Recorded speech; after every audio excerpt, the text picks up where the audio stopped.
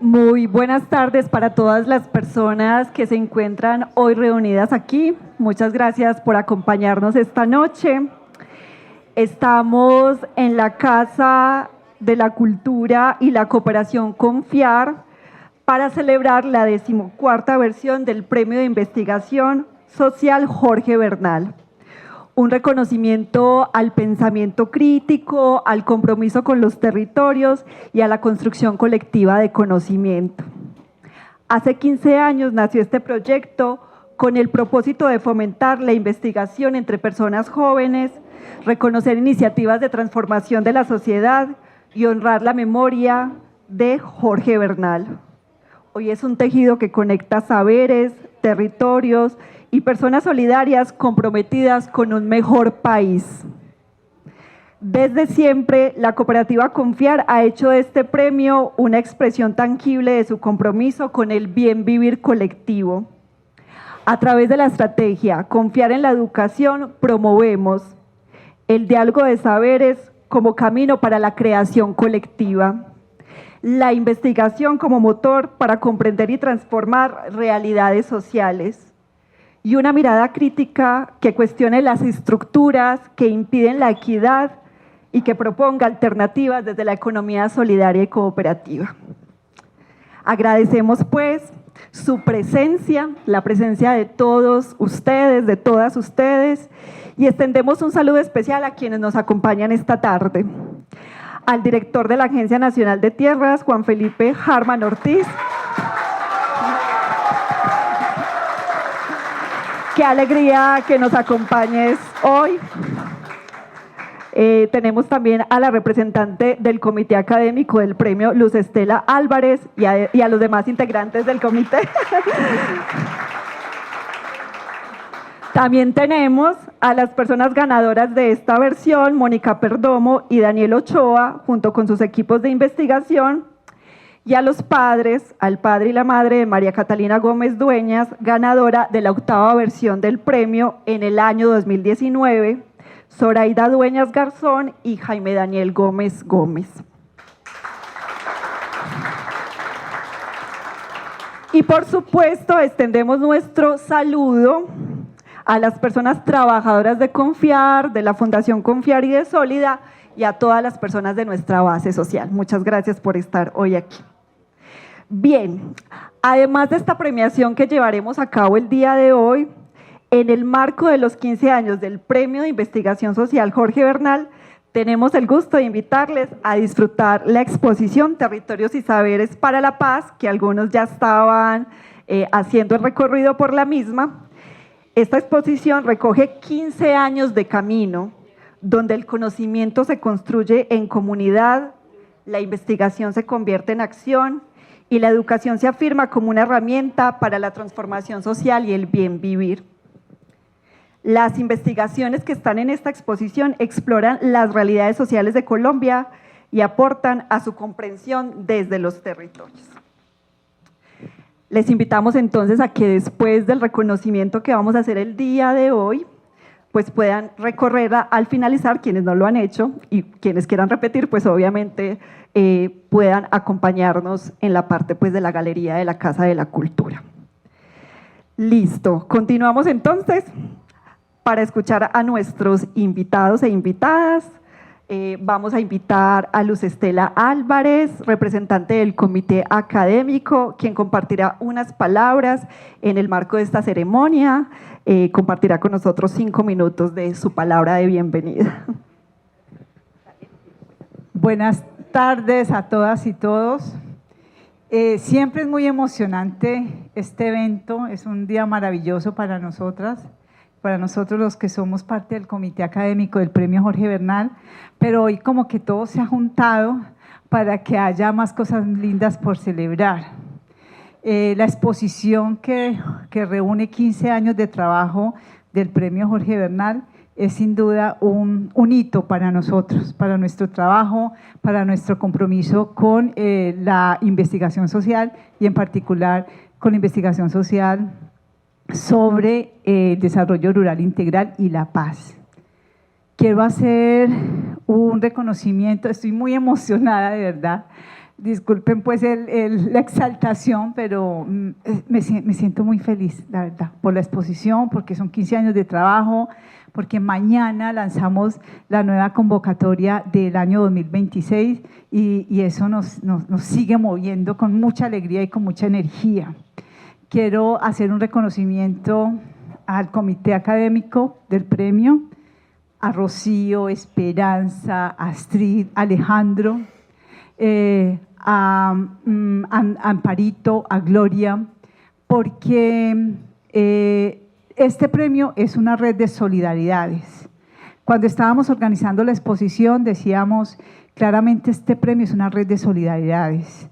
La solidaridad de la cooperativa Confiar, que pone a disposición de nosotros, del premio, de los investigadores, toda la infraestructura y que financia y que aporta los recursos económicos con los cuales los investigadores ganadores pueden llevar a cabo su investigación. Pero también hay otras solidaridades, la del comité académico, que de manera voluntaria, de manera muy solidaria y muy comprometida, permanentemente define los términos de referencia, evalúa los proyectos, hace seguimiento a cómo van esos proyectos, pero también hay una red de solidaridad inmensa con los evaluadores de los proyectos. Muchas personas de todo el país nos ayudan a decidir qué proyectos son los más adecuados para recibir el premio. Los premios, porque son 2 premios. Claro que siempre nos quedamos con las ganas de financiar más, pero indudablemente tenemos una red de solidaridad muy bella con todos esos académicos y personas de organizaciones sociales que nos ayudan a definir cuáles son los proyectos para definir el premio. Lo hacen de manera voluntaria, lo hacen de manera muy generosa, lo hacen de manera técnicamente muy rigurosa y sin duda merecen nuestro aplauso hoy. También es una solidaridad enorme los de los conferencistas. Hoy tenemos un conferencista estrella, como cada año, pero hoy obviamente Felipe Hartmann representa para muchas y muchos de nosotros un símbolo de la lucha por la tierra, ¿cierto? Y eso le quiero reconocer a Felipe su presencia. Un aplauso nuevamente para él.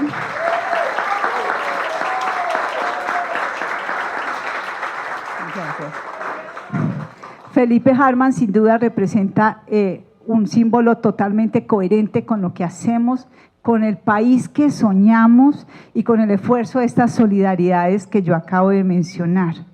Entonces, de verdad que era el invitado justo para este día, para esta celebración. Quiero hacer un llamado muy especial a los padres de Catalina Gómez Dueñas.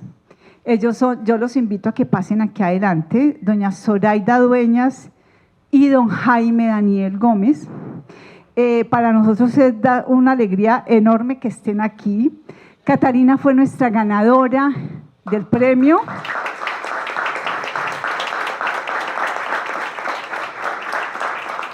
Catalina fue una profesora, se ganó el premio como profesora, siendo profesora de la Universidad Javeriana de Cali. Hizo un trabajo muy comprometido con la mujer de Florida, Tuluá y Pradera en el Valle. Y logramos con ella una cosa muy bella que no logramos, y se lo reconozco, no logramos con todos los ganadores. Y es que ella hizo una sintonía enorme con el trabajo de Confiar, de la cooperativa Confiar. Entonces, varias de las personas de Confiar lograron hacer parte del proceso pedagógico que con mujeres de esa zona Catalina llevó a cabo. Ese fue el premio que ella se ganó, ese fue el trabajo que ella realizó. Y logró hacer una sintonía enorme con nosotros del premio y con la cooperativa en general. Nosotros les agradecemos muchísimo a ustedes que hayan venido. Es muy simbólico, se suma a las cosas muy lindas que estamos haciendo esta tarde y creemos que Catalina está aquí, sentimos que Catalina está aquí. Sí, total. Y les agradecemos muchísimo que ustedes hayan venido. Esperamos que vean la exposición y el trabajo de ella hace parte muy importante de esta exposición. La cooperativa Confiar y la Fundación Confiar quiere hacerles un presente, un reconocimiento, porque de verdad queremos que sepan que están siempre con nosotros. Gracias. Muchas gracias por estar acá. Desde muy pequeña mi hija tenía esas inclinaciones hacia la parte social y lo culminó, lo hizo. Tenía muy claro su objetivo, lo logró y trascendió. Eso fue lo que pasó. Y acá está presente con todos ustedes, con lo que trabajan cada día. Yo la veo a ella y reflejada en cada uno de ustedes, los que trabajan en estas áreas. Gracias. Gracias. Bueno, entonces para que continuemos con la programación, de nuevo gracias a todas, todos, bienvenidos y esta es una noche mágica para que la disfrutemos. Bueno, Luz Estela, muchísimas gracias por estas palabras de apertura que nos ofreces y que ponen en el centro la importancia de los múltiples trabajos solidarios encadenándose para que algo como lo que hoy estamos teniendo pueda darse. Vamos también a escuchar a Alejandro López, el director de la Fundación Confiar, que también nos ofrecerá unas palabras en 5 minutos. Quiero ofrecer también un saludo a todos mis compañeros de la Fundación, de la cooperativa que están aquí presentes, a los representantes de los organismos, la presidenta del Consejo de Administración que nos acompaña y a todos los que hacen parte de la cooperativa, porque finalmente es ese tejido el que permite que efectivamente podamos llevar a cabo procesos tan hermosos como el del premio Jorge Bernal, que hoy a puertas de esta 15ª convocatoria nos permite ver realizaciones concretas que hoy están materializadas en la exposición aquí, pero que eso que vemos en la exposición finalmente son realizaciones que están en los territorios. Y así como ese legado que Catalina nos dejó y que nos permitió participar en él, todos estos jóvenes que han participado en la convocatoria dan muestras de una Colombia que se piensa, que construye reflexiva y solidariamente. Y quiero hacer alusión a esto porque hoy, por ejemplo, nos despertamos en Confiar con un movimiento fuera de lo común, porque la candidata a la presidencia, no voy a decir su nombre, pero empezó a decir que es que Confiar había recibido a dedo contratos del gobierno nacional de Colpensiones y que además era en contraprestación al financiamiento que había hecho el pacto histórico. Las dos cosas son mentiras. Primero, porque efectivamente hemos otorgado créditos para las campañas, no solo del pacto ha sido muy importante porque históricamente a los movimientos y partidos alternativos la banca de este país los ha marginado y no les ha permitido acceder a los créditos, pero el pacto ha pagado sus créditos en Confiar, así como otros movimientos, porque además le hemos prestado al Partido Verde, al Polo Democrático en su momento, incluso Mono, ¿a quién? Incluso pues, porque se trata de la pluralidad, y con Colpensiones es apenas lógico que una entidad financiera regulada y vigilada por la superfinanciera pueda ser también el cauce, el canal, para que los pensionados de este país puedan recibir sus pensiones. Ahí no hubo nada a dedo, simplemente fue la posibilidad de acceder de manera igualitaria a un servicio financiero. Y digo esto e invito a todos los pensionados, hoy el auditorio tiene un buen número de promedio de edad, a que se acerquen a la cooperativa y hagan el trámite, que es muy fácil. En la cooperativa les hacen todo el trámite, llenan el formato y al mes siguiente les llega la plática a Confiar. Y así movilizamos la economía solidaria y cooperativa para que podamos seguir haciendo el premio Jorge Bernal y muchos otros proyectos de este tipo. Entonces, bueno, darles las gracias por estar hoy aquí presentes, a Luz, obviamente, como líder del comité que nos mantiene filaditos y nos pone a marchar permanentemente, y a todas las compañeras del premio por esta labor que adelantan. Muchas gracias, Felipe, también por tu compañía hoy, y a todos ustedes por la presencia.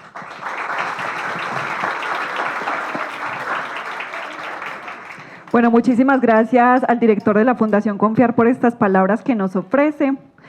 Vamos entonces a entrar directamente a lo concerniente a este reconocimiento, a esta premiación de hoy. En esta 14ª versión del premio se recibieron 24 proyectos de investigación propuestos por 42 personas investigadoras de distintas regiones de Colombia.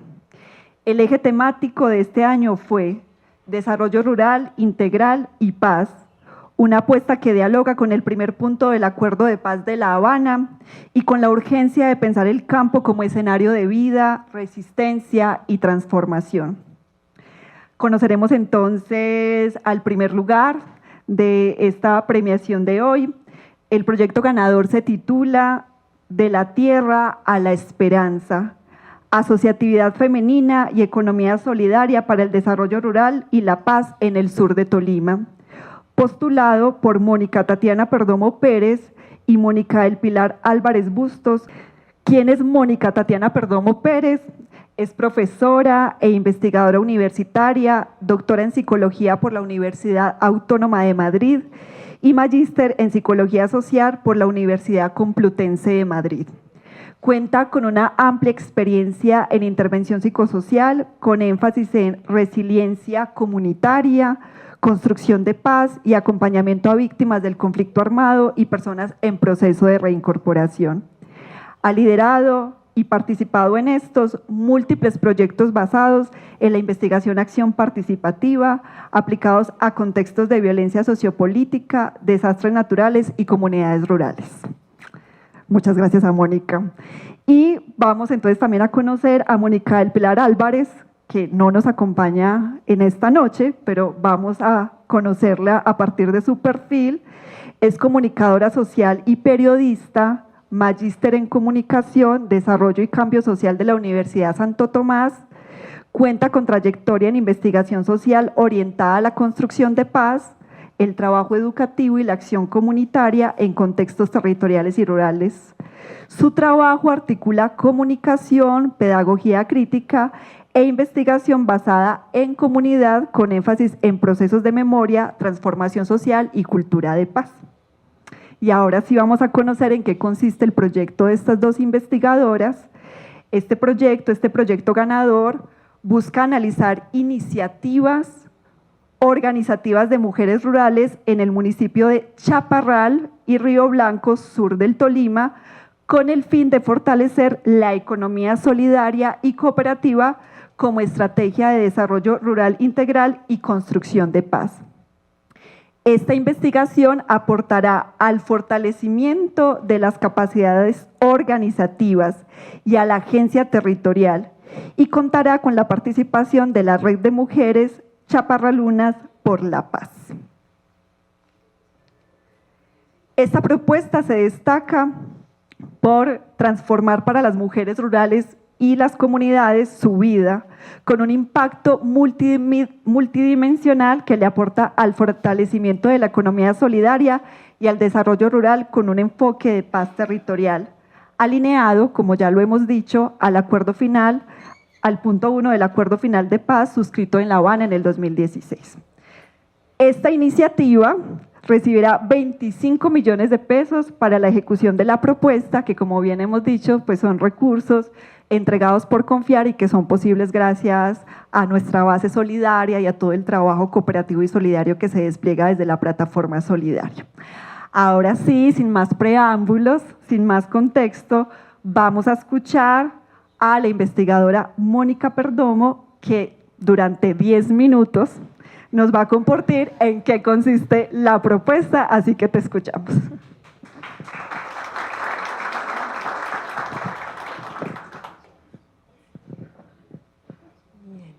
Bueno, muy buenas tardes para todos, para todas. Un gran saludo, les comparto también de parte de mi compañera Mónica del Pilar Álvarez y por supuesto de parte de nuestras compañeras, en este caso coinvestigadoras de este proyecto, la Red de Mujeres Chaparralunas por la Paz. Ya les contaré un poco más acerca de ellas. Y bueno, nuestro proyecto titulado De la Tierra a la Esperanza tiene unas características que quiero conversar con ustedes, no sin antes que podamos a lo mejor localizarnos un poco más en el territorio y sobre todo contextualizarnos. Les pido que podamos hacer un primer momento de vinculación y a lo mejor de un ejercicio empático de introspección asociado con la vida de las mujeres que habitan la ruralidad. A lo mejor que podamos elegir una persona que en este caso es doña Luz Mari, que hace parte de la red. Doña Luz Mari produce café. ¿sí? Es parte de lo que realiza en su día a día. Sin embargo, quiero que cada uno y cada una de ustedes puedan a lo mejor responder estas preguntas para sí. ¿A qué horas a lo mejor se levantó doña Luz Mari hoy? ¿Cuántas horas trabajó hoy? ¿Cuáles actividades realizó durante el día? ¿Cuántas horas dedicó a su cuidado, a su formación y a su bienestar? Desafortunadamente no vamos a poder a lo mejor responderlo acá en plenaria porque tengo 10 minutos, pero no quiero que pasemos desapercibido a lo mejor que cada uno y cada una pueda responderse esas preguntas. Tal vez que nos podamos pensar tipo 4 o 5 de la mañana, tal vez. Trabajó, seguramente está terminando en este momento su jornada o continuará. ¿Cuáles actividades realizó? Seguramente muchas asociadas con la producción, con el cuidado de sus animales, etcétera. Y tal vez 1 o 2 horas para su cuidado y bienestar, o tal vez en algunos casos 0, ¿no? Es parte un poco de las realidades de nuestras mujeres que están en la ruralidad. Eso se vincula claramente con algunos indicadores que podríamos nosotros revisar, asociados también con algunos elementos un poco más objetivos, vinculados con el número de mujeres que están en esta población. Estamos hablando de cerca del 48%, encabezando hogares, muchos de ellos en situación de pobreza, vinculando también mujeres que no han podido progresar en su proceso de escolarización. Bueno, allí como una realidad bien clara para muchos de nosotros y que claramente también podemos territorializar un poco más vinculado con el departamento del Tolima. Entonces, en el departamento del Tolima pues nos encontramos también con múltiples condiciones culturales, contextuales y sociales que se asocian con la realidad de las mujeres rurales. Y en este caso, pues nos damos cuenta que el promedio de ingresos de estas mujeres pues es menor a lo mejor que en otros lugares del país. Nos encontramos que hay una reducción también de esa percepción de ingresos. Tercer departamento con violencias basadas en género presentes dentro de sí. Y también, pues por supuesto, todos reconocemos esa amplia historia asociada con el conflicto armado del departamento y en este caso puntualmente del sur del Tolima, donde se vincula este proyecto. Sin embargo, a pesar de todo eso, de todos esos elementos, nos encontramos con experiencias, con personas, con grupos que, como las mujeres de Chaparral, como la red de mujeres Chaparralunas por la Paz, pues han generado procesos organizativos muy interesantes, efectivos, que son realmente ejemplo para todos y para todas, e incluso no solamente para las mujeres rurales, sino para todas las mujeres a lo mejor que nos hemos aproximado a este grupo y han marcado nuestra vida. Se trata de un grupo de mujeres que en total son 25 organizaciones que se han vinculado. Durante 22 años han venido tejiendo esta experiencia, estos saberes, este conocimiento y por supuesto se han unido en pro de buscar unas mejores condiciones para las mujeres, ¿sí? Pero esas acciones de mujeres para mujeres han trascendido y han logrado también impactar y transformar muchos de los elementos de sus comunidades, de sus familias e individualmente también pues un crecimiento y una percepción también de un lugar político que por supuesto tienen, pero a veces debemos posicionarnos en él.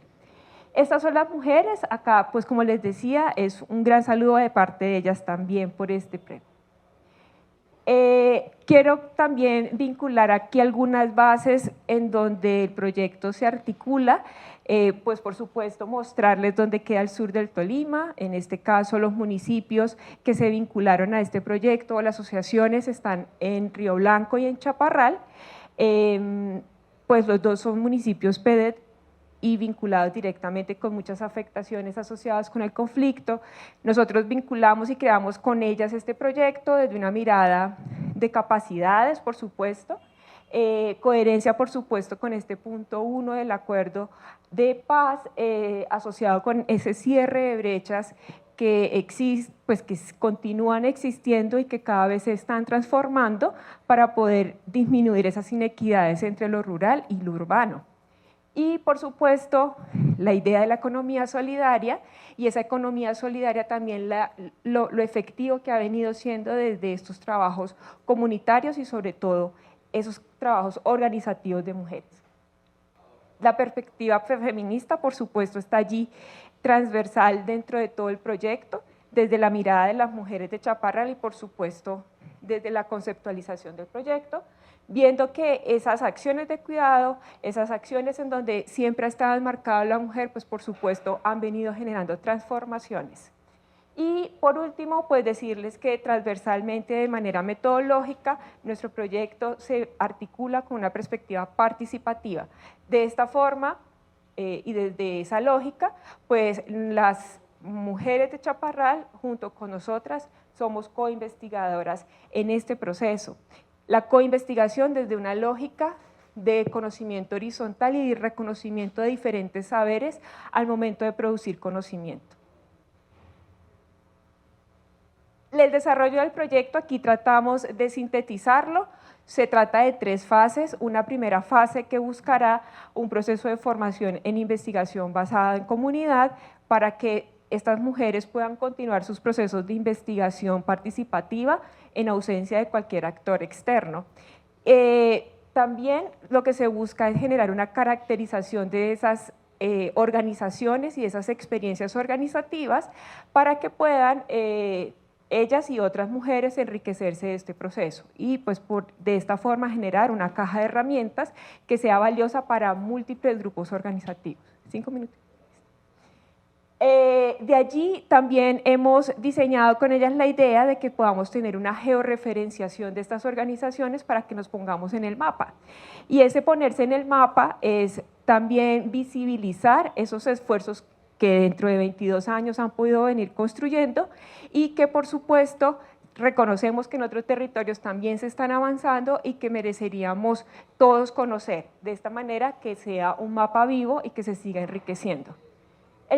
La segunda fase es una fase de sistematización que lo que buscará es poder a través de narrativas concretar esos hitos representativos para que puedan ser materializados en diferentes mecanismos de narrativas. Uno de ellos va a ser una serie de podcasts donde se pueda materializar esa oralidad, pero también esperamos que surjan otros productos basados en las artes, pues porque la red tiene unas características vinculadas con el tejido y que seguramente allí podremos traer a la siguiente exposición de la Fundación.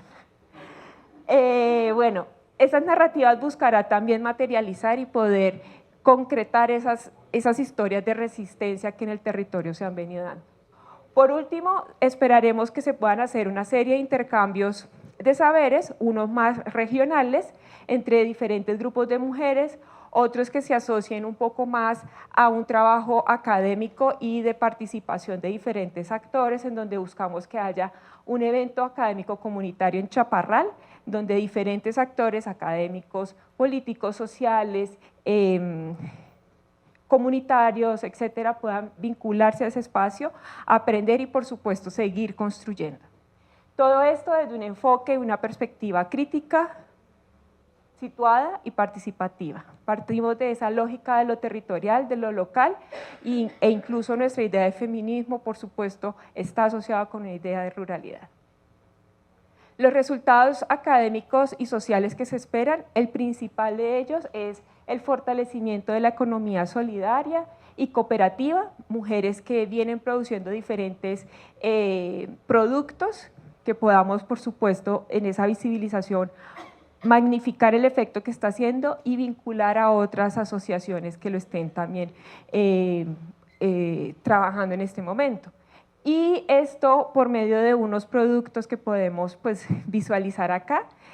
Uno de ellos pues, será la caja de herramientas que les comentaba, la herramienta en donde estarán vinculados los modelos organizativos y el Mind Maps, las indicaciones que esperamos que surjan también de todo el ejercicio para que puedan ser socializados con mesas de trabajo en el territorio. Por supuesto, esperamos que haya un artículo que facilite la materialización de todo el proceso metodológico, el evento y, por supuesto, las narrativas. Por último, quiero traerles un mensaje de María Jimena. Ella es una de las mujeres que pertenece a la red y me va a permitir leérselos para que la podamos escuchar hoy también. La participación organizada de las mujeres aporta al desarrollo. Las mujeres siempre estamos en pie de lucha, ahondando esfuerzos para el cambio social, para la construcción social y para el reconocimiento de nuestros derechos. Esta es parte de la voz y de la energía que tienen las mujeres de Chaparral, que espero que en otro momento todos y todas las podamos conocer. Muchas gracias. Postulado por los investigadores Daniel Esteban Ochoa Londoño y Frank Miguel Vanegas Echavarría, ambos vinculados a la Universidad de Antioquia en la seccional Andes. Entonces queremos abordar un poco este proceso. Lo que queremos es justamente adaptar esas tecnologías artesanales que tienen las mujeres de los territorios. Ahora nos dicen, o le dicen al profe Dani, nos dicen los chicos NPK, porque queremos es un poco validar ese conocimiento que tienen las mujeres del campo, las mujeres del corregimiento Buenos Aires, del municipio de Andes, que sabemos que hay unos saberes muy importantes allí en los procesos de producción, que todavía se conservan en muchos de esos lugares en el territorio, los procesos de cultivo alrededor de los ciclos de la luna y demás. Y aquí hay unos procesos importantes que queremos avanzar, sobre todo en el reconocimiento de esos nutrientes esenciales, como son el nitrógeno, el fósforo y el potasio, como una alternativa pues, de fertilizantes de síntesis química en cultivos de maíz y de frijol. Este proyecto lo desarrollaremos con mujeres, les decimos, del corregimiento Buenos Aires, que pertenecen a una asociación llamada Asofruandes. Y allí ellas han venido trabajando en otros frentes de trabajo también muy importantes, principalmente en la producción agroecológica de sus cultivos. Y eso es lo que queremos, más que cambiar el paradigma, queremos es volver a los saberes del cultivo, de cómo las mujeres cultivaban antes, de cómo los campesinos fueron siempre soberanos alimentariamente alrededor de esos cultivos, y queremos pues avanzar en ese proceso. ¿Qué queremos cuestionarnos a partir de este proyecto? Es cómo incide la adopción de tecnologías artesanales en el aporte de esos macronutrientes, en la sustitución de fertilizantes de síntesis química, y cuáles son sus efectos en la sostenibilidad productiva, la seguridad alimentaria y la apropiación social del conocimiento. Entonces, como ven, hay dos enfoques muy claros en ese proyecto. Hay un enfoque técnico, obviamente de análisis de eso que hacen las mujeres, de la cascarita de la papa, de la zanahoria, de lo que utilizan para hacer sus alimentos. De ahí salen unos abonos que son sumamente importantes. Lo que queremos es llevarlos al laboratorio, mirar sus niveles de nitrógeno, de fósforo, de potasio, para ajustar eso a los procesos de producción en unas parcelas que vamos a tener allí demostrativas de cómo los abonos orgánicos pueden perfectamente garantizar esos procesos. Pero más allá de ello, hay también un impacto social, de transformación social del territorio, porque reconocemos no solo los saberes, hay una metodología allí que queremos establecer, y es la metodología campesino-campesino, que nos pone en un diálogo horizontal con los campesinos. Entonces no es la Universidad de Antioquia la que llega con la academia y el conocimiento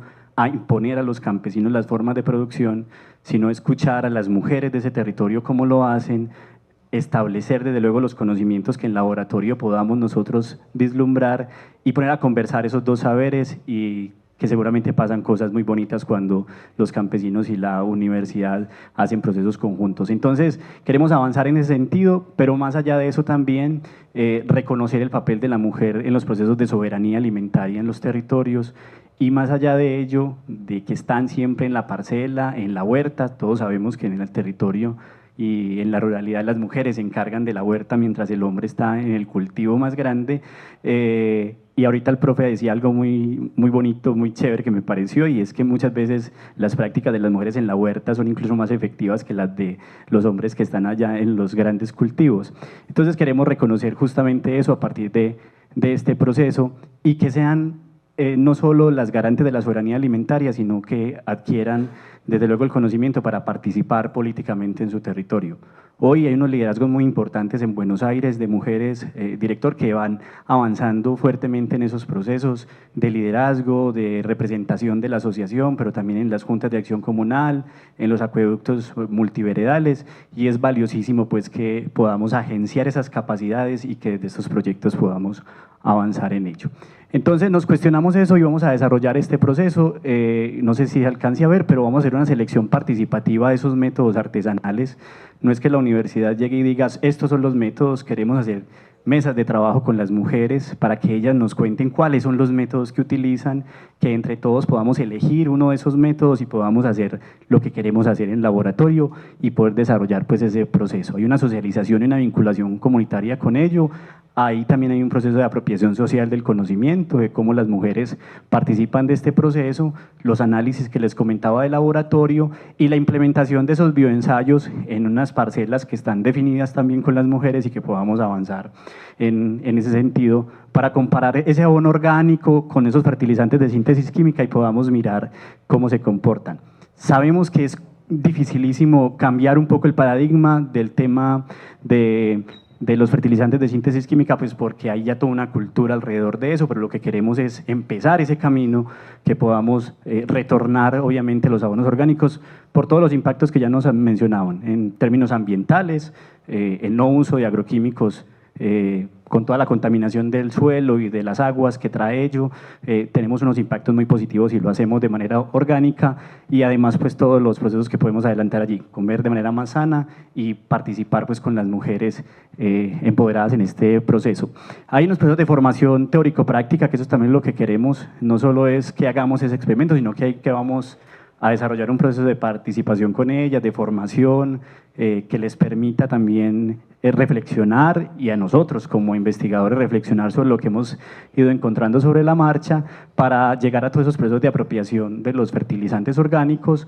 Y bueno, tenemos ya todo el tema de sistematización, de fertilización, de esos procesos en una cartilla pedagógica que vamos a compartir con todas las personas que participan del proyecto y que va a quedar disponible para la comunidad en general. No es solo para las mujeres que participen del proceso, sino que hay también un proceso de democratización de ese conocimiento y de ese saber que responde perfectamente a las intenciones de esta convocatoria.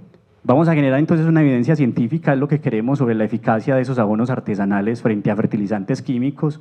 Vamos también desde el ámbito académico producir ese informe técnico, científico, que sistematice esos resultados y esas experiencias, que reconozca el saber de las mujeres de ese territorio y quede puesto también pues, en esos informes. Y vamos a desarrollar pues, unas metodologías replicables de investigación participativa en agroecología, que no se quede solo en Buenos Aires, sino que podamos extenderlo también a los demás corregimientos que tiene el municipio de Andes, a los demás veredas y corregimientos de los municipios del suroeste antioqueño, que son 23, y que además podemos avanzar, ¿por qué no?, en otros territorios, dada pues el alcance también que tienen estos proyectos. Y en el ámbito social, pues eso que hablábamos de fortalecer esas capacidades técnicas y organizativas de las mujeres, hay mujeres valiosísimas en ese corregimiento y en todos los corregimientos del municipio de Andes y en toda la ruralidad. Seguramente, director, lo ha visto usted cuando camina ese territorio y ustedes también. Hay mujeres muy valiosas que esos saberes es muy importante ponerlos en evidencia. Vamos a reducir un poco la dependencia entonces, o paso a paso lo iremos logrando, de esos insumos externos para la promoción de una soberanía productiva, pensando también en mejorar la seguridad alimentaria y, más que seguridad, la soberanía alimentaria. Que la seguridad nos garantiza el alimento para todos, sin importar la forma en la que se está produciendo. La soberanía sí nos pone en un enfoque más agroecológico, más de volver a otras prácticas menos contaminantes, reconstruir a partir de allí también unos escenarios del tejido social y esa cartilla que les mencionaba justamente con relación a este hecho. Eso es lo que queremos hacer, eso es lo que queremos apostarle en este proyecto y creo que va en sintonía pues con lo que hacen los premios Jorge Bernal, que la investigación, cuando se dice que es investigación social, es para llegar a los territorios y queremos hacer eso, llegar a las mujeres. Qué mejor que las mujeres para que podamos garantizar la soberanía alimentaria en Buenos Aires, Andes, a través de la Universidad de Antioquia y de la cooperativa Confiar. Muchas gracias.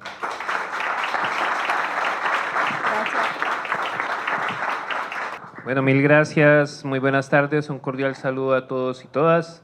Estoy muy contento de estar aquí en Confiar. Yo los conocí a Confiar cuando era alcalde de Villavicencio, tuve la posibilidad de ser alcalde de mi ciudad y pudimos hacer un par de cosas bien interesantes con Confiar como entidad.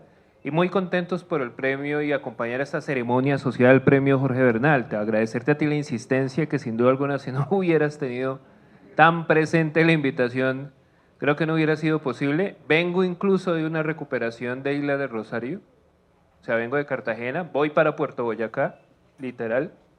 Entonces, coordinar todo esto fue fue una gran tarea, pero creo que es muy importante impulsar iniciativas no solo del sector solidario, sino también del sector privado que promuevan la investigación social como una herramienta para el cambio social y más en un país como Colombia en el que la ruralidad tiene grandes brechas aún de acceso a la justicia y de acceso a la igualdad en condiciones de derechos. Eso es como el componente más importante que quiero plantear. A todo el equipo de Confiar, mil gracias. A los asistentes de este espacio, diputado, también gracias por su acompañamiento. Y quiero plantear varias cosas porque las cifras no son simplemente una fotografía social de la realidad y es muy probable que caigamos en una trampa de entender si son 755.000 o 1 millón o las 3 millones que establece el acuerdo de paz. Lo primero es porque, ¿qué es lo que nosotros nos hemos encontrado en campo alrededor de 2 años al frente de la Agencia Nacional de Tierras? 3 fenómenos importantes, 3 construcciones distintas. La primera de ellas es unas élites regionales consolidadas a partir del despojo de las tierras del Estado. Ese es un primer rasgo, un primer estereotipo. La segunda es una lumpenburguesía emergente asociada al narcotráfico y a las estructuras criminales que se apropiaron a partir del ciclo de despojo de una inmensa cantidad de tierra. Y esa es la segunda. Y la tercera, élites mucho más sofisticadas, mucho más estructuradas a partir de su legitimación social, pero que les fascina no responder como ciudadanos ante las obligaciones del Estado. Y creo que el caso más emblemático es de donde yo vengo. Islas de Rosario está la élite de este país, pero antes de que tuviéramos que llegar, quieren vivir en un paraíso de una isla del Caribe con 500.000 pesos de pago de arriendo durante 20 años. O sea, hay un patrón asociado a que no les gusta asumir, o sea, ahí sí como se plantea, hay ciertas élites que les gusta reclamar que Colombia no es Dinamarca, pero les fascina pagar los impuestos de Haití, o sea, una estructura seria de evasión fiscal que se manifiesta a lo largo y ancho de este país, o sea, eso es una realidad concreta. Entonces, esas 3 cosas nos generan un mapa asociado a la propiedad rural, en el que efectivamente el latifundio improductivo, en el que efectivamente es la mejor forma de salvaguardar todo tipo de relaciones de poder. Antonio García nos lo planteaba muy bien, las élites regionales no necesitaban ser élites intelectuales, sino simplemente controlar la tierra para mantener su control político. Y ahí quiero hacer precisión porque muchas de las fincas que incluso hemos podido recuperar en el Magdalena Medio, por ejemplo, llegamos, yo me acordaré toda la vida del caso de Cimitarra porque me pareció hasta ingenuo. O sea, llegamos con la policía, encontramos un predio, el predio efectivamente tenía 2 medidas de suspensión de la Sociedad de Activos Especiales, entramos, lo recuperamos y el comandante de policía de esa estación, que era un capitán, me decía, no puede ser, ¿él no es el dueño? Pero si él es el amigo del alcalde, él es del comité de ganaderos, él tiene palco en las fiestas del pueblo, ¿cómo que no es el dueño? O sea, gente que literalmente ha usurpado los bienes de la nación, tiene inseguridad jurídica en los bienes de la nación, pero a partir de las relaciones asociadas a la configuración del poder político mantiene el status quo. Y yo creo que en esencia, por eso es que la tierra en Colombia, al Congreso no le gusta legislar sobre esos temas. Porque efectivamente ha sido absolutamente remota la discusión asociada a los temas de la tierra en el Congreso. Porque quien devele la estructura de la propiedad rural en Colombia se va a dar cuenta que no tiene seguridad jurídica el latifundio. Y ahorita voy a hacer precisión porque tengo esa tesis que hoy la compruebo más que nunca. Pero sí concentra altas tasas de poder político a nivel local. Entonces, no tiene seguridad jurídica, pero sí concentra altas tasas de poder político a nivel local. Y lo quiero plantear particularmente con las hectáreas compradas. En Colombia, a partir del Programa Nacional de Compras, se planteó la posibilidad de postular 4 millones de hectáreas. O sea, 4 millones de hectáreas que han literalmente propuesto para la compra voluntaria a la Agencia Nacional de Tierras. Pero el primer filtro de la Agencia Nacional de Tierras es el filtro jurídico. ¿Tiene sana propiedad? ¿No tiene sana propiedad? ¿Tienen título originario? ¿No tienen título originario? ¿Las podemos comprar? ¿No las podemos comprar? Porque ahí hay un riesgo institucional. El riesgo institucional es que nosotros compremos un presunto baldío. Porque los baldíos son de la nación, los baldíos se recuperan. Bueno, pues bien, solo en ese primer filtro cualquiera diría, si están ofertando 4 millones de hectáreas, lo que está haciendo el gobierno es colgarse, porque con 4 millones de hectáreas ya cumplen el acuerdo de paz y les sobra uno. Solo de la muestra efectiva de las 4 millones de hectáreas postuladas, 2.900.000 aparecen como presuntos baldíos. Entonces, eso lo que demuestra abiertamente es que el latifundio no está consolidado jurídicamente, pero tampoco podemos salir a recuperarlas de forma efectiva, por una razón concreta, porque en el acuerdo de paz ocurrió una gran trampa, y hay que decirlo así, y es que se configuró un acuerdo, pero en la reglamentación del decreto 902, que es el que establece todo el Programa Nacional Agrario para el cumplimiento del acuerdo de paz, perdemos vigencia y facultades ganadas en la Ley 160 del 94. La Ley 160 del 94, la Autoridad Nacional de Tierras, que era en su momento el INCORA, luego el INCODER y ahora la Agencia Nacional de Tierras, tenía la capacidad de decidir sobre la situación jurídica de los baldíos. En el 902 se inventaron un asunto que se llama el control judicial. Y el control judicial se connota, se dirime en un proceso que se llama jurisdicción agraria, que no ha sido aprobado por el Congreso de la República. Entonces, fíjense ustedes la curiosidad. Hoy, por ejemplo, si yo como Autoridad Nacional de Tierras, la institución a la que he tenido la oportunidad de liderar, encuentro un presunto baldío conforme al 902, tengo que irme, confirmar el proceso administrativo e irme a la justicia ordinaria, al juzgado municipal del pueblo, a decirle al señor juez, que sabemos que efectivamente el señor juez del pueblo es muy amigo de mucha gente en el pueblo, de que me confirme si yo tengo o no tengo la razón, porque como no hay una justicia especializada en asuntos agrarios, pues efectivamente es una limitación. Entonces, ahí tenemos el primer desafío que me parece que es más que positivo plantearlo abiertamente en esta conversación. Si voy a comprar, la estructura de la propiedad rural en Colombia es jurídicamente inestable y poco consolidada. O sea, la situación jurídica del latifundio no es una situación jurídica consolidada. Entonces no puedo comprar, pero entonces ¿puedo recuperar? No, tampoco, porque no tengo jurisdicción agraria. Entonces, esa limitante nos pone en una serie de dificultades propias en el que de manera casi que recursiva hemos apelado a una estructura distinta de la propiedad rural. Y nos hemos encontrado una situación concreta. La sociedad de activos especiales, aún con todo lo que nosotros hemos hecho y el país ha visto que hemos podido hacer, aún contiene dentro de sus folios más de 450.000 hectáreas. Y el fondo de reparación, que son casos absolutamente lamentables, bochornosos, vergonzosos para el país, aún contiene 350.000 hectáreas. La tierra del fondo de reparación, fíjense ustedes, es la tierra que en su momento fue asignada mediante la Ley de Justicia y Paz por declaraciones de grupos paramilitares que tenían grupos, estructuras criminales, pero que también financiadores en su momento del fenómeno paramilitar. Pues bien, esas tierras no se han entregado. Entonces, las víctimas muriendo de viejas en este país sin reparación y las tierras que han sido producto de la discusión esencial de monetizarlas para reparar a las víctimas con otra dificultad concreta, y es que no se han podido vender para asimismo reparar a las víctimas. Entonces, esa realidad concreta nos da que esos bienes fiscales patrimoniales que reúne el Fondo de Reparación y que reúne la Sociedad de Activos Especiales pueden ser la base esencial para un proceso incipiente de reforma agraria, pero lo cierto es que ahí sí que nos hemos encontrado toda suerte de dificultades que si quieren ahorita las precisaremos más adelante porque muchas de ellas son aquí en Antioquia.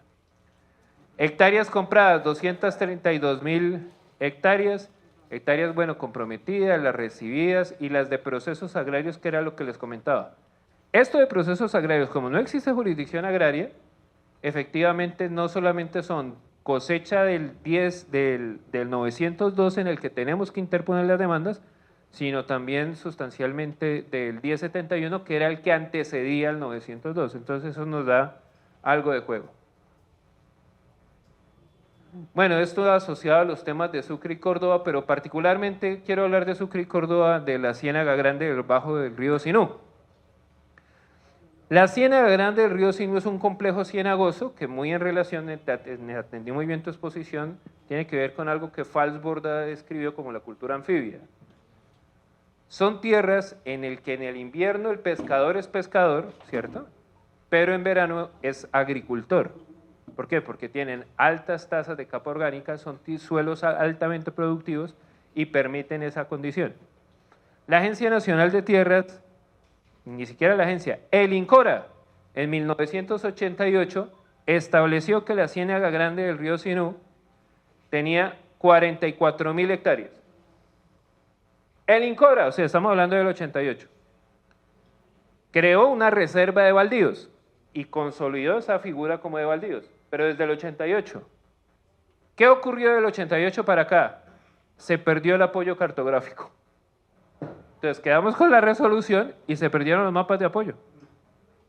Por completo. Por completo.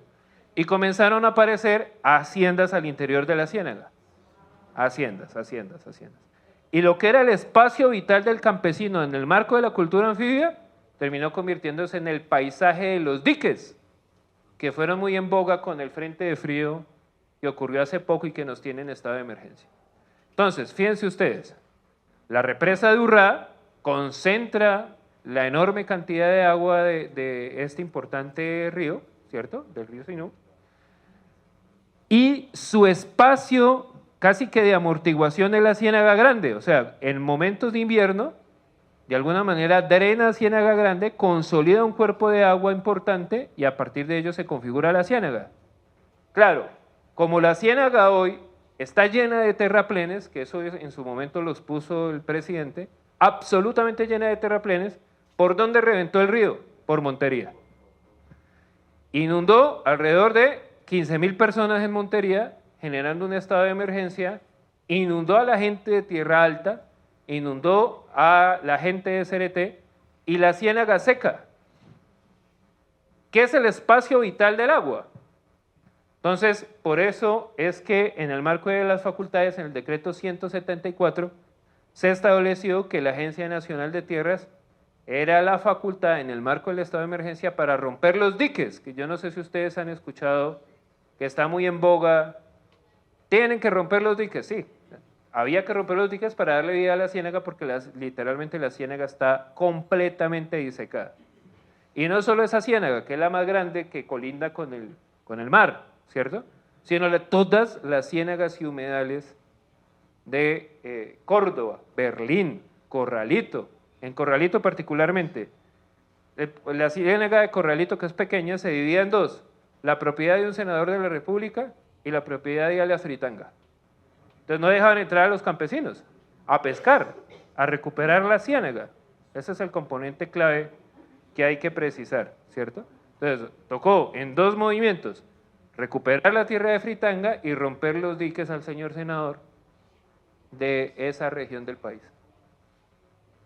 Esto es lo que tiene que ver con todos los asuntos asociados a Sucre y Córdoba, pero yo quiero hacer precisión en una de ellas. Buenavista, Córdoba, es el municipio con más tierra entregada. ¿Por qué?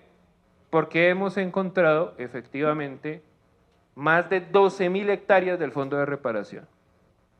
Y ojo con eso porque es fundamental lo que ha ocurrido con esos bienes, o sea, son 3.800 bienes que están relacionados con justicia y paz en el marco de las investigaciones del paramilitarismo.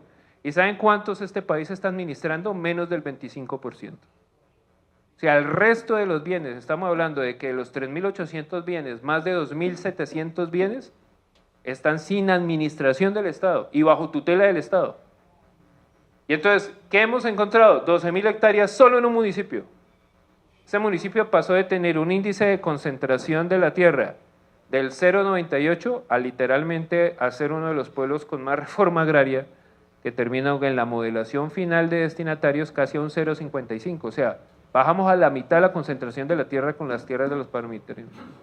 ¿Y eso qué significó? Una operación de intervención policiva inmensa, en el que efectivamente encontramos cómo habían más de 7.000 cabezas de ganado en las tierras que había entregado Cucobano y Macaco en ese municipio de Colombia. Pero hay un asunto que me parece que es importante visibilizar. ¿Son los operativos que hace en compañía con la Fuerza Pública la Agencia Nacional de Tierras una creación de este gobierno? No. ¿Qué es lo más extraño? Que no es lo más extraño, evidentemente hace parte de las estructuras de poder. El Código de Policía aprobado en el 2016, el artículo 224 y 225, estableció de forma clara y concreta que la Autoridad Nacional de Tierras tenía facultades de policía administrativa en dos casos, en bienes baldíos y en bienes fiscales. O sea, los operativos que hoy hacemos nosotros están aprobados hace 10 años, pero no se hacían. O sea, las facultades legales de la Autoridad Nacional de Tierras para hacer estas intervenciones están aprobadas hace 10 años. Claramente jamás hubo voluntad de estrenarlas siquiera. Y lo que se terminó configurando es a partir de ello una especie de complicidad absoluta con lo que ocurría con las tierras en Colombia. O sea, las facultades no son nuevas, no son extraordinarias, ya las teníamos hace 10 años y nadie hacía nada. O sea, no es otra cosa distinta a hacer nuestro deber, es lo que quiero plantear abiertamente. O sea, nosotros ni siquiera tuvimos que armar el acto administrativo porque ya estaba aprobado en la ley, lo que pasa es que no se hacía. Entonces es una situación concreta que quiero precisar. Bueno, esto es muy importante, mire, convenios suscritos en el 2024, ¿qué era lo que ocurría y por qué no avanzábamos tan rápido? Que en eso honestamente sí me sirvió la experiencia administrativa de la alcaldía. Porque a la SAI y al Fondo de Reparación los medíamos como si fueran propietarios privados, predio a predio. Y en el predio a predio efectivamente nos podíamos demorar meses en la consecución de una de las fincas. Entonces, ¿qué hicimos? Lo primero que hicimos, con la Sociedad de Activos Especiales, vea, vamos a comprar como bolsa inmobiliaria. Yo le compro 1 billón de bienes. Y en la medida que me lo va entregando, usted me lo va descontando. Y yo se lo voy descontando y yo le voy pagando. Pero de una vez le pago 1 billón por adelantado por sus bienes. Y eso configuró una condición, que rápidamente nosotros incrementáramos la tierra comprada, la tierra adquirida y la tierra entregada. ¿Por qué? Porque en lugar de tratarlo como de predio a predio, lo que hicimos, haga de cuenta un paquete. Entonces, se cayó este, le compro este. Y funcionamos así. Entonces, eso fue muy importante porque avanzamos de manera efectiva en la compra de 100.000 hectáreas en una sola operación. Y esa fue una base importante. De transferencia gratuita, ¿por qué? Ojo con esto que es chévere, porque la enajenación temprana, ¿qué es? La sociedad de activos, la justicia, ¿qué hace? Cayó tu finca, ¿cierto? Inmediatamente pasa a administración, no a propiedad, a administración. ¿Sí? Pero si hay sentencia condenatoria, o sea, te condenaron por narcotráfico, evasión, ya esa tierra le pertenece al Estado y es extinta, son dos categorías. Tierras en custodia de la SAE y tierras extintas. En este caso hemos comprado 93.000 hectáreas de tierras en custodia, o sea, no tienen sentencia judicial, porque las extintas a la agencia tienen que llegar gratis. Y aquí quiero hacer otro caso puntual. Las tierras en el Magdalena Medio de El Mexicano son declaradas extintas hace 15 años. O sea, ya habían, incluso estaban en sus folios de matrícula inmobiliaria, parte del inventario del Fondo Nacional de Tierras de la Agencia de Tierras. Pero cuando nosotros revisamos quién tenía esas tierras y quién aparecía en las tierras, no reposaba nada en la entidad. Son las mejores tierras de Puerto Salgar, La Dorada, Honda, Puerto Boyacá, las mejores tierras de ese sector. Incluso en una de ellas, en Puerto Boyacá, fue en donde entrenó Jair Klein, el israelita de los grupos paramilitares. Cuando comenzamos a revisar, bueno, esos predios ni siquiera los necesitamos comprar, ya están en el fondo, vamos a caracterizarlos. Nos hemos encontrado 1000 cosas. Entonces, por ejemplo, uno que fue muy sonoro, que es Rancho Hermosillo, un predio que era de Gómez, de este señor Gacha, del mexicano, y que efectivamente a nombre de una fundación lo ocupaba un señor bajo custodia del ejército, ¿sí? Que a partir de esa custodia es que tuvimos que hacer la diligencia de desalojo, incluyendo el pelotón del ejército que se estaba quedando ahí, ¿cierto? Para poderlo disponer y entregar a campesinos, ¿cierto? Entonces, esa es una realidad concreta. O sea, los bienes hasta extintos, o sea, hay bienes, y estoy completamente seguro y asumo la responsabilidad por lo que voy a decir, hay bienes que incluso hoy pueden estar a nombre de la Agencia Nacional de Tierras, que son extintos hace 18 años, que tienen bandidos en Colombia. O sea, nosotros lo que estamos haciendo es abriendo la puerta a la investigación, o sea, abriendo la puerta a esclarecer qué es lo que ha ocurrido con la tierra en Colombia. Lo del fondo de reparación, que me parece que es tremendamente valioso. Bueno, aquí hay unos casos bien interesantes. Entonces, por ejemplo, Pontevedra, que era de alias Falcon, el caso de Mochalito, que era de este señor alias Bacon, La Gloria, que era del señor Jaime Daza, todo esto estamos hablando de narcotráfico. Honduras, que era de Pablo Escobar, Simba y Potosí, que era un centro de operaciones paramilitar Nuevo Amanecer, unos predios en Nápoles y en Puerto Triunfo muy valiosos, incluso la hacienda Nápoles hoy es un bien extinto, que se entregó por un comodato a perpetuidad a la alcaldía, ¿sí? A perpetuidad, ¿cierto? Eso es una realidad desde el 2007, ese es el caso de las tierras del Fondo de Tierras. Incluso violando la ley, porque es que la destinación específica de los bienes extintos son reforma agraria, ley 160 del 94. Sin embargo, el parque que existe y que ha cultivado una economía turística en Doradal, pues son solo 500 hectáreas, 600 hectáreas. La hacienda Nápoles son 4.000 hectáreas. Entonces, cuando nos dicen que en su momento se generó un debate, es que quieren acabar con la economía de Doradal. No, el parque de Doradal y el sistema hotelero de Doradal ocupan no menos de 600 hectáreas. ¿Dónde está el resto de tierra? ¿Quién la tiene? ¿En manos de quién está? Ese es el debate que tenemos hoy y las inspecciones que tenemos abiertas. En el fondo de reparación estamos hablando de tierras como Balcanes de Macaco. En Buenavista estaban todas estas tierras que les acabo de comentar en poder de alias Chirimoya. En Cimitarra estaba de alias Tomate. Chimichagua es muy interesante. Chimichagua es muy interesante porque Chimichagua encontramos una finca que se llama Las Américas, que colinda con la Ciénaga de Zapatosa, que además es un humedal maravilloso que tiene Colombia, parte de su cultura anfibia, ¿cierto? Que es de más de 72.000 hectáreas de humedal, es un humedal Ramsar lindísimo, es una laguna espectacular, pero que efectivamente, a partir del esclarecimiento de lo que ocurría, pues era un gran corredor y tiene una tradición la Hacienda de las Américas brutal, porque fue el Ñeñe Hernández, pasó a Blanco, quien estaba condenado por la masacre de los sindicatos de la Drummond, y luego pasa a alias Barbie, ¿sí? Alias Barbie, que tenía ese predio, y alias Barbie, que eso es muy famoso últimamente porque La Silla Vacía lo relaciona como socio de un candidato presidencial. Ya ustedes imaginarán de quién. Entonces, esos son como elementos claros y concretos. En materia de procesos agrarios, igual. 648.000 hectáreas decididas en este gobierno, porque es que esa es la otra. Entonces dicen, no, la agencia está politizada. Eso está ahí no hay garantías, por eso es que se necesita el control judicial. Pero las cifras demuestran efectivamente lo contrario, o sea, de 677.000 hectáreas que hemos investigado, solo hemos declarado baldías 283.000. Las demás acreditan propiedad privada. O sea, el 70% de la tierra que hemos investigado acredita propiedad privada.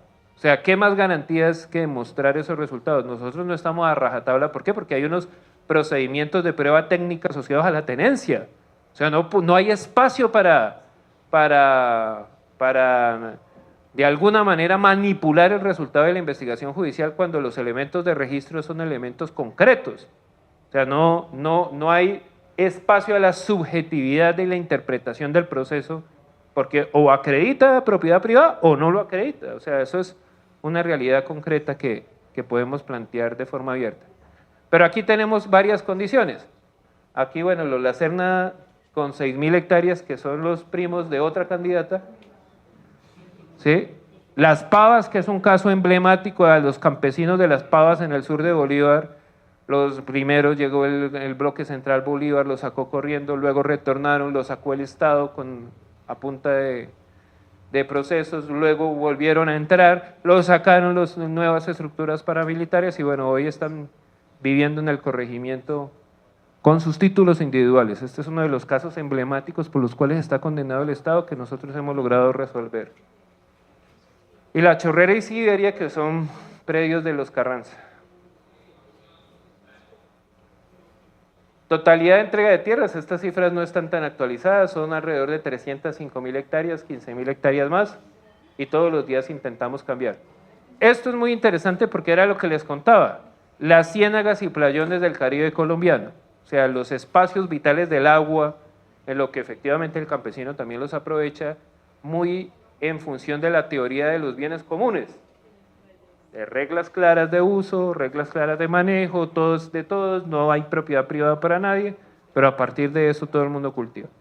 Esto, si hay alguien que conoce la historia doble de la costa de Falborda, es de esto. O sea, la historia doble de la costa es la historia de los bienes baldíos de la costa caribe y de la cultura anfibia y del hombre caimán y de la persona que literalmente se dedica al río en el invierno y se dedica a hacer agricultura en el verano, porque además, como son tierras inundables, tienen una alta capacidad productiva. Sí, creo que es de las mejores de Colombia.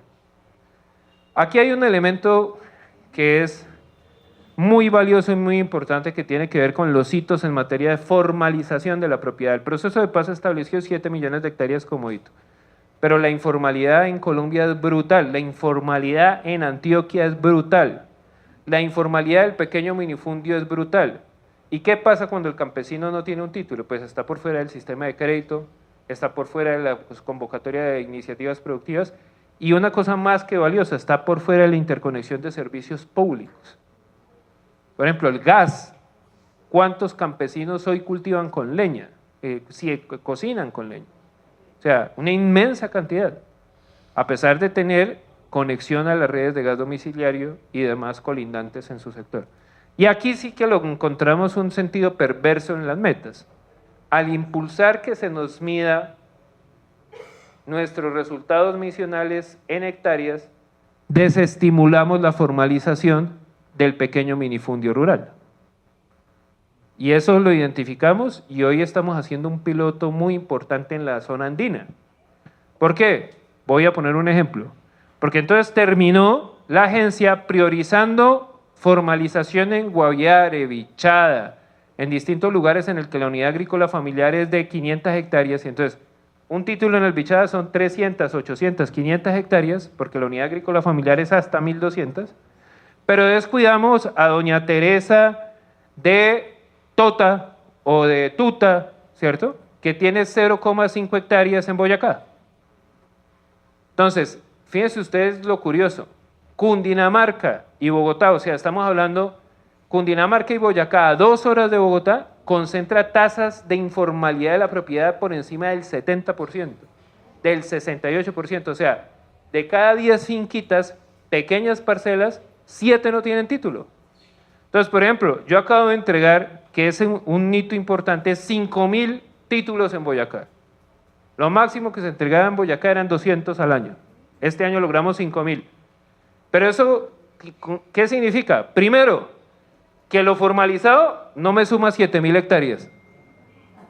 ¿Por qué? Porque la gente tiene de a una y cuarto, una media, ¿sí? Y con eso vive, y con eso trabaja, porque es altamente productiva, ¿cierto? Entonces esa es una. Y dos, manifestar la voluntad y la disposición de un cuerpo de equipo de profesionales que literalmente, en lugar de esperar en la oficina, se van finca por finca, óigase bien, a golpear la puerta con el topógrafo y con los equipos, y al mismo tiempo que van midiendo la parcela, van caracterizando al campesino.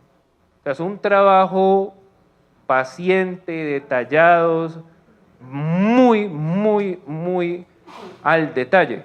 Y quiero precisar el hito que yo considero que es de los más importantes en formalización, que además es en Antioquia, el aro. El aro. O sea, nosotros hoy podemos decir con tranquilidad que le hemos cumplido a los campesinos del aro y que son dueños de su tierra. Después de salir corriendo de...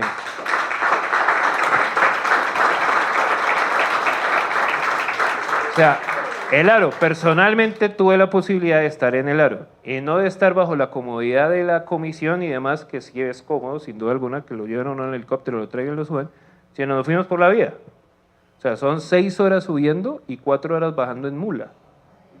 Sí, o sea, entonces, las cosas particulares que aquí se puede recibir es que el punto a punto, el finca a finca, es desgastante e innecesario en este país para saldar la enorme deuda que hay con el campo.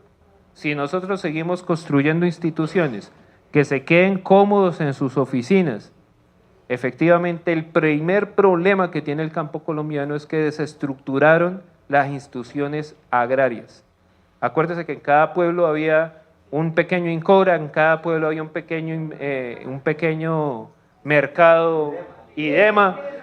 No, todo eso lo acabaron, todo eso se acabó. Entonces, ¿a quién le dejamos al campo? A las economías ilícitas, a las rentas ilegales y evidentemente a quienes en el marco de su poder ejercen dominio del mismo. Y casos muy bonitos, lo que yo les decía, vea, el plan andino, el caso del aro.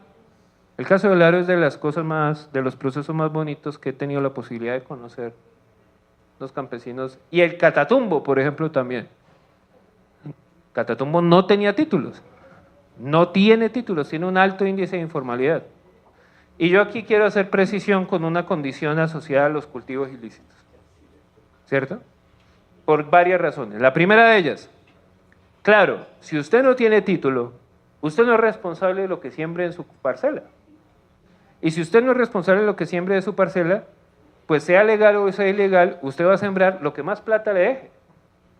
Nosotros tenemos pruebas fehacientes, particularmente en 3 municipios, uno de ellos en Antioquia. Fíjense ustedes que todos los caminos conducen a Antioquia.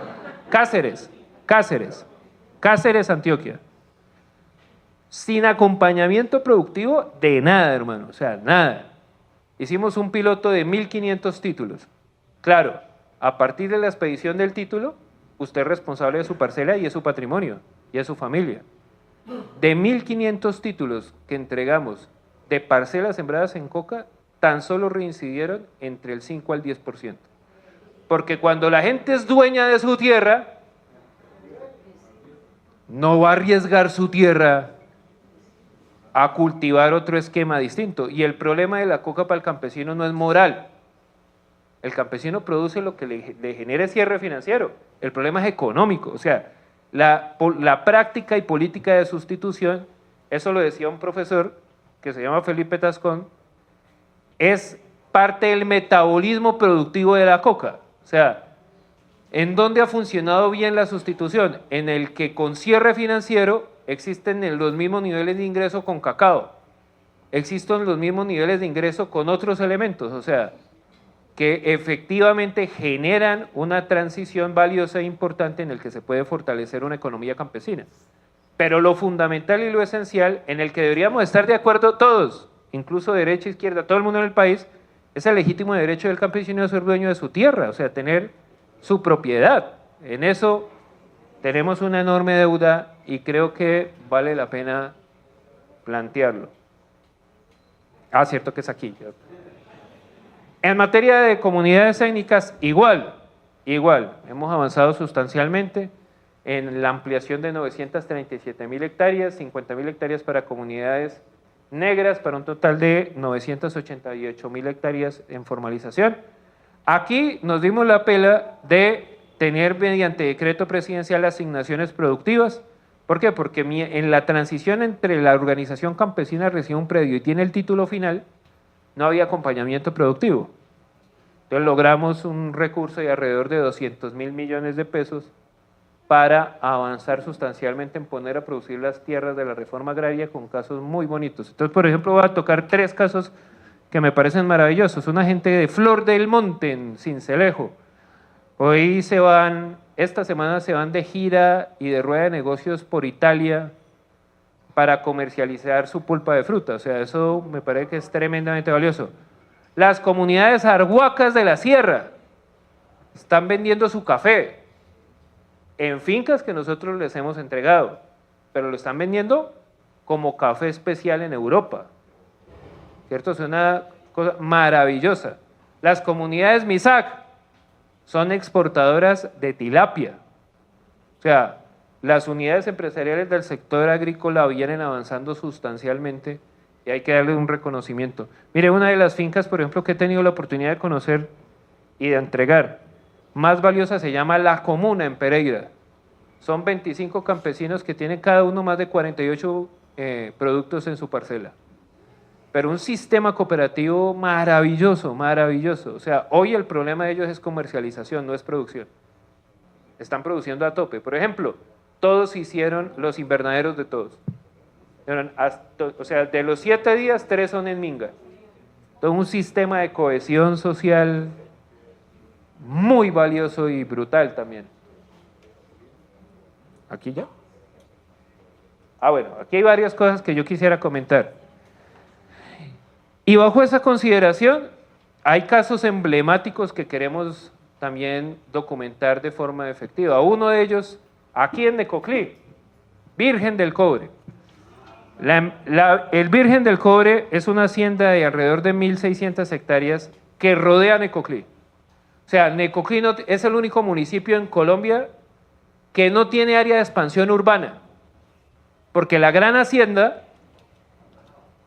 lo rodea, lo abraza, y ahí se contiene. Pero yo siempre pregunté por qué es que Necoclí respetó tanto esa hacienda.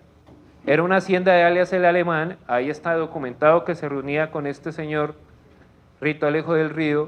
O sea, ¿por qué respetaba tanto y luego traspasó bajo la operación de Otoniel? Pero ¿por qué siempre se dejó encerrar Necoclí? Y aquí quiero hacer precisión a los elementos que ejercen, a las narrativas y a las lógicas que incluso se mueven en la ruralidad por encima de lo que piensen la ley y las instituciones. Cuando yo llego a hacer el desalojo, me mandan con un comando del GOES, del Grupo de Operaciones Especiales. Bueno, rompemos candados, entramos y hay un grupo de funcionarios de entes de control y del Ministerio Público con quienes entramos a la finca. Lo curioso del asunto es que llegamos a una mayoría, pero había que sentar para iniciar la diligencia en el kiosco que es la parte superior de la finca. Cuando los profesionales del pueblo me dicen, uy, no, director, instalémosla aquí, yo no subo hasta allá. ¿Por qué? No, porque es que allá vive el diablo. El diablo está amarrado. Pues todo el pueblo, óigase bien, desde la persona más humilde de Necoclí hasta la persona más estudiada de Necoclí, consolidó una narrativa de que en el kiosco estaba amarrado el diablo. Pero esa narrativa es una lógica de poder. ¿Por qué? Porque evitó que durante años la gente de Necoclí pudiera acceder a la finca, se tomara la finca, construyera barrios en la finca, porque estamos hablando de una finca que colinda con Necoclí, colinda con el mar, encierra Necoclí. O sea, uno dice, ¿hace cuánto Necoclí no construye un barrio? Estamos hablando de más de 30 años que no construye un solo barrio porque no tiene área. O sea, el pueblito se acabó y lo abrazó la hacienda. Lo abrazó la hacienda.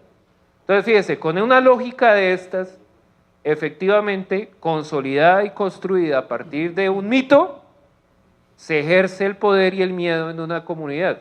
Incluso, vuelvo, insisto, en los más profesionales. O sea, yo no estoy diciendo que no el diablo no esté amarrado. Lo que estoy diciendo es que instalan un relato de poder. O sea, yo fui. A mí me causó gracia porque cuando me dijeron que el diablo estaba amarrado, les dije, tranquilos que estamos entre colegas porque yo soy un pobre diablo. Entonces de una vez avanzamos. Pero fíjense ustedes lo que significa ejercer el dominio a partir de un relato. Me pareció sorprendente, sorprendente el caso de Necoclí alrededor del asunto. Así como los relatos asociados a la cultura de la reforma agraria y de los procesos campesinos. Entonces, uno, más liberador. Entonces, el primer viaje que yo tuve como director de la Agencia Nacional de Tierras fue en Sincelejo. Todos nosotros hemos escuchado la NUC línea Sincelejo. Entonces, a mí me emocionaba estar en el cumpleaños de la NUC en Sincelejo. O sea, yo decía, bueno, vamos a arrancar con el cumpleaños de la NUC Sincelejo a ver qué hay. Claro, yo me encontré evidentemente un movimiento campesino muy reducido, muy menguado, ¿cierto? Pero que alrededor de eso me pareció absolutamente llamativo una expresión de San Onofre que se tenía una valla gigantesca diciendo exigimos el predio de la comandancia, ¿cierto? Y la comandancia, ¿qué es? ¿Qué era? Entonces comenzamos a investigar. Bueno, la comandancia era una de las haciendas más grandes de San Onofre, propiedad del señor Carlos Cavalier, de la familia, primos lejanos de la familia de los dueños de Alpina, ¿cierto? Entonces querían venderla y unos compañeros de un corregimiento, el corregimiento de Aguas Negras, se afiliaron a la NUC con la posibilidad de que se las compráramos. Entonces, esa es una realidad. Bueno, llegamos al punto. Ahí les voy a contar toda la historia aprovechando que tenemos un poquito más de tiempo. Llegamos al punto. Llego y conozco la hacienda y está el señor Cavalier. Pero yo cometo que honestamente fue la imprudencia. Sí, fue imprudente. Que en ese momento en la Agencia Nacional de Tierras trabajaba conmigo el compa Guillermo Torres. Yo no sé si ustedes conocen a Guillermo Torres, es firmante de paz. Le decían el vallenatero de las FARC, Julián Conrado. Alcalde de Turba. Él trabaja conmigo y trabajó conmigo en la Agencia de Tierras. Yo me lo llevé a la finca. Yo le dije, camina Guillermo y conocemos a esta gente a ver qué.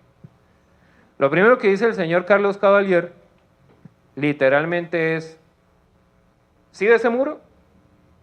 Esos tiros son de las FARC. Yo llevo media hora escuchando sus reclamos asociados al conflicto y yo vengo de ser de las FARC. Y yo firmé la paz. Y bajo esa consideración, yo quiero, primero, disculparme y segundo, ofrecerle un abrazo al señor Cavalier por todo el sufrimiento de su familia.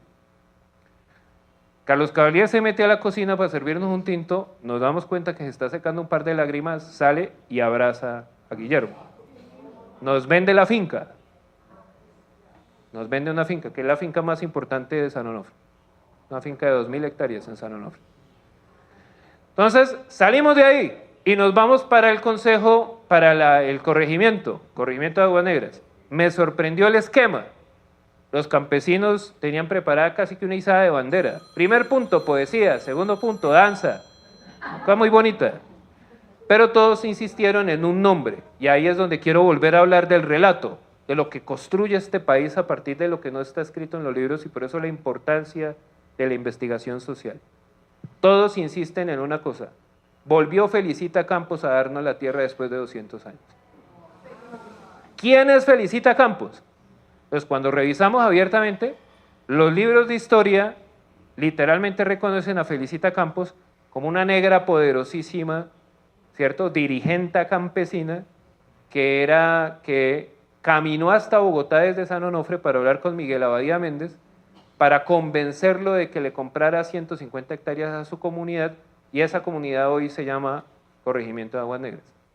Eso es lo que dicen los libros, eso es lo que dicen las investigaciones. Pero cuando yo reviso la vida de Felicita, a esta mujer le queman el rancho 7 veces y la ponen presa 14 veces. Entonces, ¿por qué quemarle el rancho? Entonces, tenemos contacto es con los nietos de Felicita, que aún viven, con los bisnietos de Felicita. Entonces, al interior de la comunidad, esta mujer no es una lideresa social convencional. Esta mujer es no solamente la lideresa social, ¿sí?, dirigente campesina, sino era la maga de la comunidad.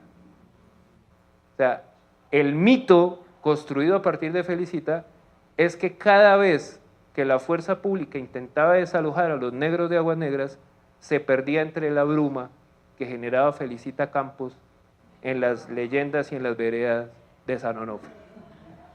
Y que esta mujer tenía la capacidad en su mirada y tal de envolver en neblina para imposibilitar la condición de que desalojaran a su comunidad. Que además estaba casada con un señor que venía del movimiento de esclavos, o sea, se casó la lucha por la tierra con la lucha por la libertad. Pero que además, el mito que se está por todos San Onofre es la única mujer que desafió un jaguar y le quitó la mano derecha. ¿Sí? O sea, y volvió, o sea, ni siquiera le agradecieron tanto al presidente Petro, ni a la agencia, ni al señor Caballero. Le agradecen esa Felicita. A Felicita. Y Felicita entonces no es un referente simplemente social de la comunidad, es un referente espiritual de la identidad del pueblo negro de San Onofre. Y eso me parece tremendamente valioso, esas últimas dos historias, porque sin duda alguna generan una conexión profunda con lo que hace este premio.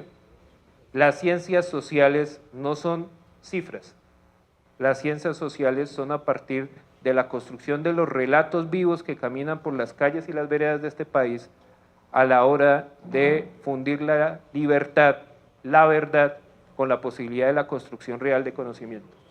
La ruralidad está llena de ese tipo de historias. La ruralidad está llena de imaginarios simbólicos y de representaciones de poder. Y en medio de esa amalgama de circunstancias y de situaciones, también emerge una Colombia que no renuncia ni a la vida ni a la paz, que por el contrario quiere seguir extendiéndose a lo largo y ancho, dignificando el campo.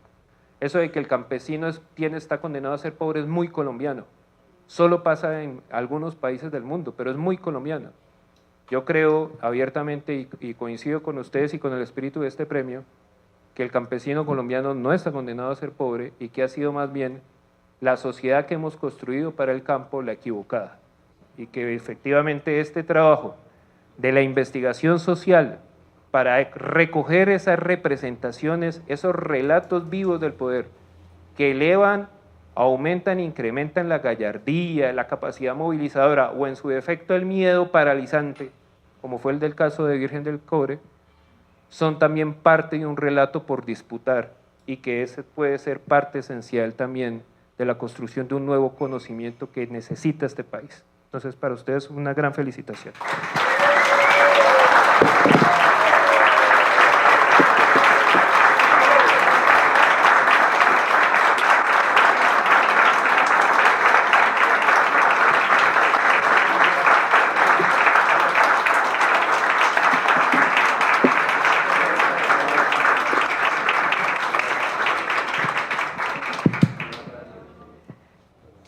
Bueno.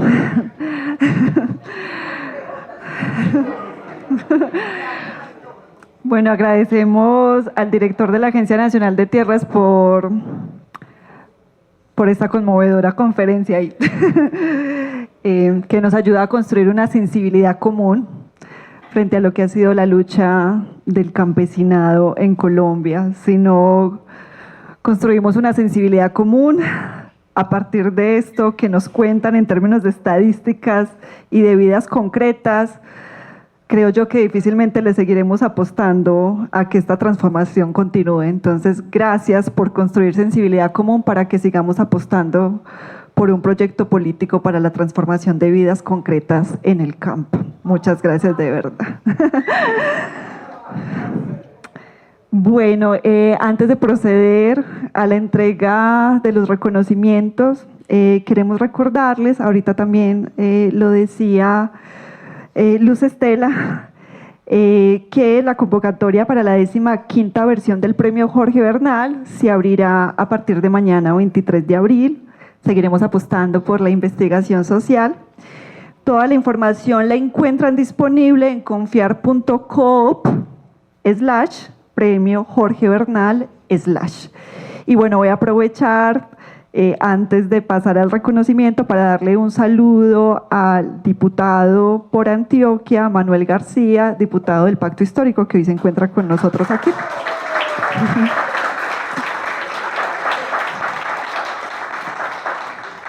Invitamos entonces a Luz Estela Álvarez y a Alejandro López para que nos ayuden a coordinar esta entrega pues, de los premios. Primer lugar, De la Tierra a la Esperanza, Asociatividad Femenina y Economía Solidaria para el Desarrollo Rural y la Paz en el sur de Tolima. Un aplauso nuevamente.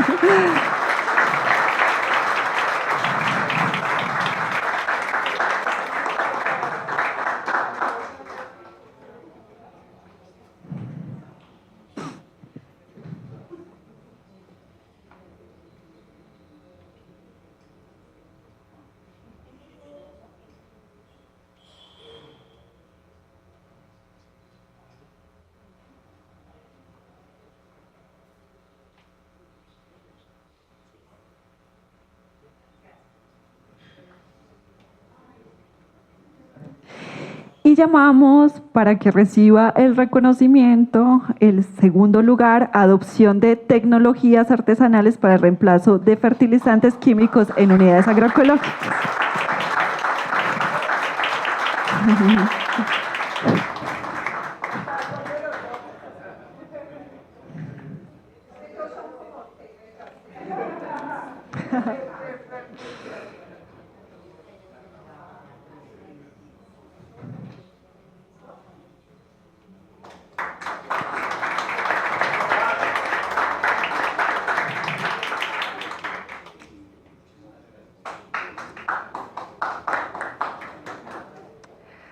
Felicitaciones a las personas ganadoras, unas felicitaciones que cobran hoy una relevancia bien importante a propósito de la conferencia que tuvimos hoy, la importancia de la investigación social en un país como el nuestro.